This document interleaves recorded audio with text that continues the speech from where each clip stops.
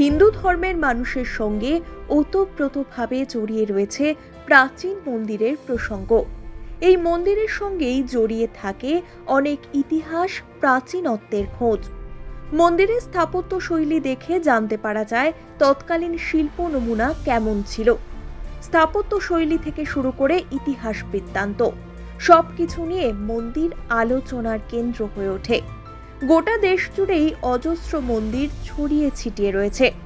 এর মধ্যে অধিকাংশ মন্দিরই রয়েছে বাংলায়। এমনই এক ইতিহাস বিজড়িত মন্দিরের খোঁজে আমরা চলে গিয়েছিলাম হুগলির বলাগড়ের শ্রীপুর গ্রামে। সেখানে রয়েছে সুপ্রাচীন মুস্তাফি বাড়ির রাধা গোবিন্দের মন্দির।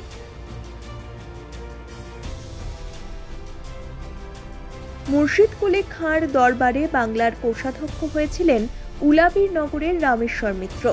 কোষাধ্যক্ষদেরই মুস্তাফি উপাধি দেওয়া হতো। সেই কারণে শ্রীপুরের এই মিত্ররাও মুস্তাফি উপাধি লাভ করেছিলেন। তারই পুত্র রঘুনন্দন মুস্তাফি ছিলেন ধর্মপ্রাণ এবং সেকালের একজন প্রসিদ্ধ গণৎকার। মাঝে মধ্যেই তাকে ডেকে পাঠাতেন কৃষ্ণনগরের মহারাজা। আসলে রঘুনন্দন মুস্তাফি ছিলেন রাজার পছন্দের মানুষদের মধ্যে একজন। সেই সময় রাজার সঙ্গে ঘটেছিল এক ঘটনা। তারপরই গোবিন্দজিউ প্রতিষ্ঠিত হয়েছিলেন শ্রীপুরে। এর মাঝে ঘটেছিল আরো অনেক আশ্চর্য ঘটনা। ঠিক কি ঘটেছিল?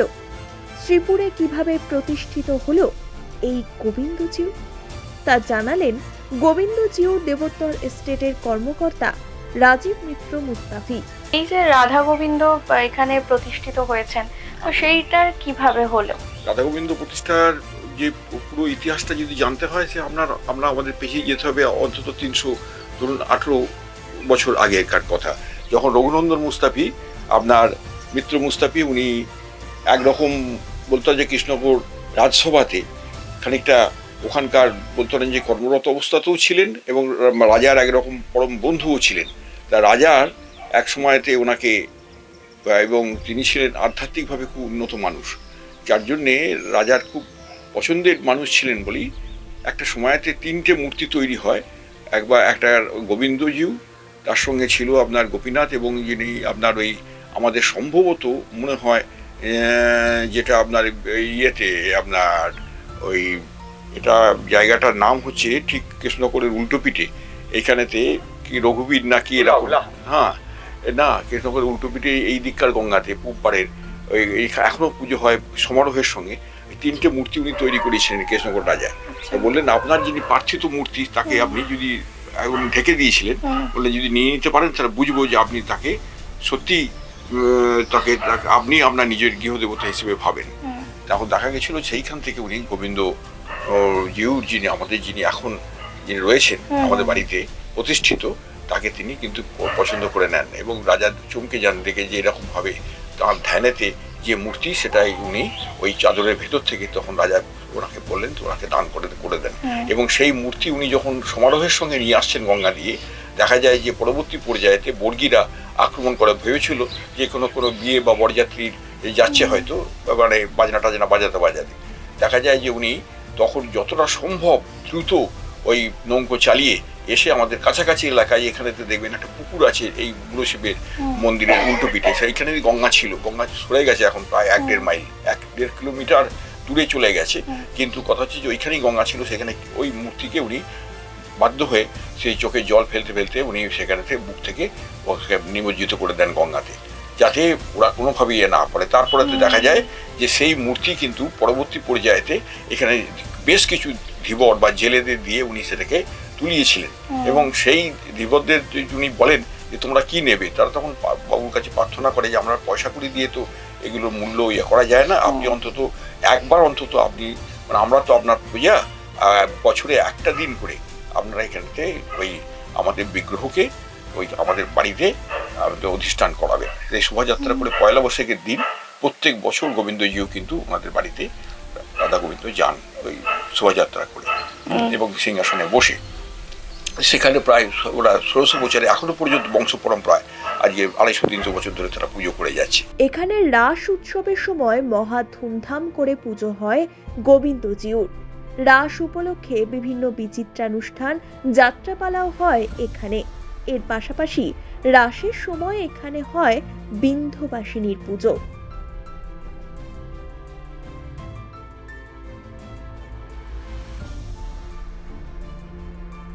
কিন্তু এখানেতে রাধা গোবিন্দই হচ্ছে মূল আকর্ষণ। বিন্দবাসিনীকে উনি প্রতিষ্ঠা করেছিলেন রঘুনন্দন মুস্তাফি অন্য কারণেতে। বিন্দবাসিনীর চারপাশেতে বিশাল মেলা বসে এবং সেখানে দেখা যায় যে হরেক ধরনের পসরা নিয়ে যেমন মেলা বসেছে, পাশাপাশি ওই নাগরদোলা থেকে, ম্যাজিক থেকে, বিভিন্ন ধরনের পুতুল নাচ ইত্যাদি ইত্যাদি যে সমারোহ হয়, ওই সঙ্গে উনি ভেবেছিলেন সেই সময় তৎকালীন সময়তে 310-15 বছর আগে ওনার ভাবনা ছিল যে এই এলাকাটা ছিল ভীষণ রকমের মোনোটোনাস লাইফ, যন্ত্রণাবিদ্ধ মানুষ সারা বছর ধরেই, কেউ ছুতোর, কেউ দেখা যাচ্ছে কর্মকার, কেউ তার চাষি ইত্যাদি, তারা নিজেদের ইয়ে নিয়ে ব্যস্ত থাকতো। জীবন যন্ত্রণা তাদের জীবনের প্রত্যেকটা মানে বলতে পরতে পরতে ছিল। উনি 7টা গ্রাম নিয়ে দেখা যায় যে ওই সময় একটা মেলার পত্তন করেছিলেন এবং সেই মেলাতে মূল আকর্ষণ হিসেবে কিন্তু ওই বিন্দুবাসিনীকে প্রতিষ্ঠা করেন। এখানকার মূল আকর্ষণ রাধা গোবিন্দকে নিয়েই রাস, কিন্তু আসলে সে ওখানেতে উপলক্ষ ওই বিন্দুবাসিনী। তার পুজো ওই ঠিক আমাদের অন্নপূর্ণা পুজোর পরেতে 2-3 দিন পরেতেই শুরু হয় এখানেতে, জগদ্ধাত্রী পুজোর পরেতে শুরু হয় এবং সেখানে দেখা যায় যে ওই আপনার গুরু নানকের জন্মদিন থেকে যেদিনকে ওই আমাদের পূর্ণিমা পড়ে তারপরে 4 দিন ধরে এখানেতে সমারোহের সঙ্গে ওই বিন্দুবাসিনী দেবীর মানে পুজো হয়। কিন্তু এখানে যথারীতি কিন্তু গোবিন্দজিউরও চলে এবং সেখানেতে বলতে পারেন যে বিভিন্ন ধরনের বিচিত্রানুষ্ঠান, যাত্রা, দিনে যাত্রা ইত্যাদি কিন্তু অনুষ্ঠিত হয় এখানেতে। তবে শুধু গোবিন্দজিউ নন, এখানে প্রতি বছর রীতি মেনে হয় দুর্গাপুজো। এই দুর্গাপুজো শুরু হওয়ার নেপথ্যেও রয়েছে আরো এক কাহিনী।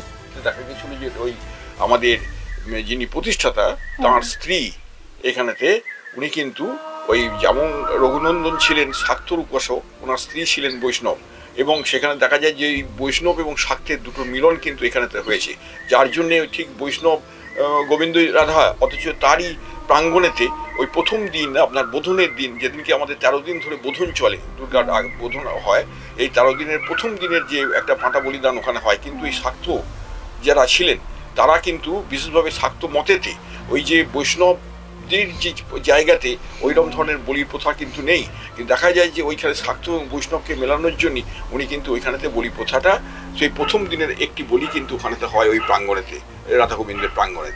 তার পরবর্তী পর্যায়েতে উনি দেখা যায় যে ওই 13 দিন ধরে বোধন চলে, তারপরে বেলতলায় একটা করে ঘট বসে এবং পরে এখানেতে দুর্গা পুজো সমারোহের সঙ্গে হয়, অনুষ্ঠিত হয় এবং বড় দুর্গার মূর্তি টুর্তি হয়, দুর্গা, লক্ষ্মী, সরস্বতী, তার সঙ্গে আপনার এই অসুর, কার্তিক ইত্যাদি নিয়ে যে, এবং 4 দিন ধরে 3-4 দিন ধরে সমারোহের সঙ্গে দুর্গা পুজো অনুষ্ঠিত হয়।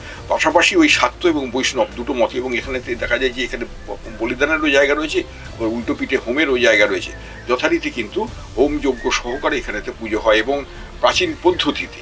হ্যাঁ, এখানেতে এই যে নিয়ম নীতিগুলো কিন্তু যথারীতি এখনো পর্যন্ত 316 বছর ধরে পালিত হয়ে আসছে। প্রতিদিন এখানে 5 সের আতপ চালের নৈবেদ্য নিবেদন করা হয়, যার মধ্যে একটি থাকে রাধার জন্য, একটি থাকে গোবিন্দর জন্য, একটি থাকে নারায়ণ শিলার জন্য, একটি থাকে লক্ষ্মীর জন্য, একটি থাকে মা চণ্ডীর জন্য, একটি থাকে জোড়া শিব ও একটি থাকে বাবা বুড়ো শিবের জন্য। নৈবেদ্যে দেওয়া হয় 5 রকমের ফল, 2 সের দুধ ও খই আখের গুড় দিয়ে এবং 1 সের দুধের ক্ষীর। হুগলির বলাগড়ের শ্রীপুরে গোবিন্দজিউর পাশাপাশি বাবা বুড়ো শিবও বেশ জাগ্রত। মুস্তাফিদের হাতেই প্রতিষ্ঠিত এই বুড়ো শিব। শ্রীপুরের বুড়ো শিবের মাহাত্ম্য জানালেন সেখানকার পুরোহিত বিক্রমাদিত্য মুখোপাধ্যায়। তিনি বলেন, হচ্ছেন বাবা মুস্তাফিদের বাবা বুড়ো শিব, খুব জাগ্রত। শিব রাত্রিতে বহু লোকের সমাবেশ হয় পুজো দেওয়ার জন্য। আর নীলাবতী পুজো, নীলের পুজোর দিন বহু মানুষ আসে পুজো দিতে, ভোর থেকে আর প্রায় রাত 8টা-9টা পর্যন্ত অনেক লোক পুজো দেয়। নীলাবতী পুজো দিন দুপুরবেলায় প্রচুর সব মেয়েদের বেশি সমাবেশ।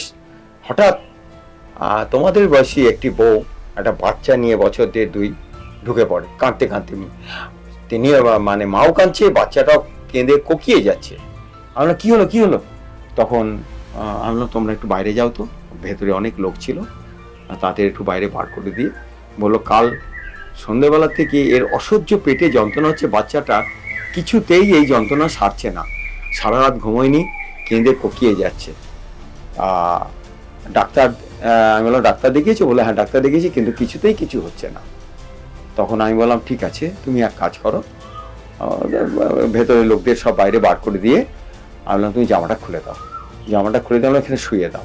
শুয়ে দিল, দিয়ে আমি এক মনে বাবাকে ডেকে, ওখানে তো প্রচুর ফুল বেলপাতা সমস্ত গঙ্গা জল দিয়ে হয়তো সে ঝুড়ি ঝুড়ি একেবারে, তা সে বাবার মাথা থেকে এক মুঠো বেলপাতা ফুল গঙ্গা জল নিয়ে বললাম বাবা বড় বিশ্বাস নিয়ে তোমার কাছে ওর মা ছুটে এসেছে।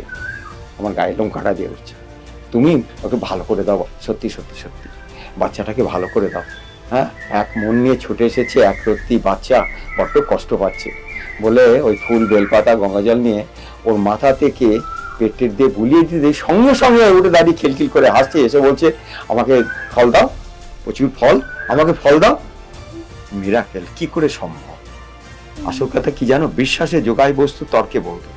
ওর মা ভেবেছে ওইখানে গেলে আমার বাচ্চা ভালো হয়ে যাবে, আর দেখো ঠিক, আমি তো কোনো মন্ত্রতন্ত্র জানি না, শুধু এক মনে বাবাকে ডেকে যে কত কষ্ট পাচ্ছে এক ব্যক্তি বাচ্চা, তুমি ভালো করে দাও, ওর মা বড্ড বিশ্বাস নিয়ে তোমার কাছে ছুটে এসেছে। সব মিলিয়ে ইতিহাস বিজড়িত হুগলির বলাগড়ের এই শ্রীপুর হয়ে উঠেছে হিন্দু ধর্মের অন্যতম পীঠস্থান।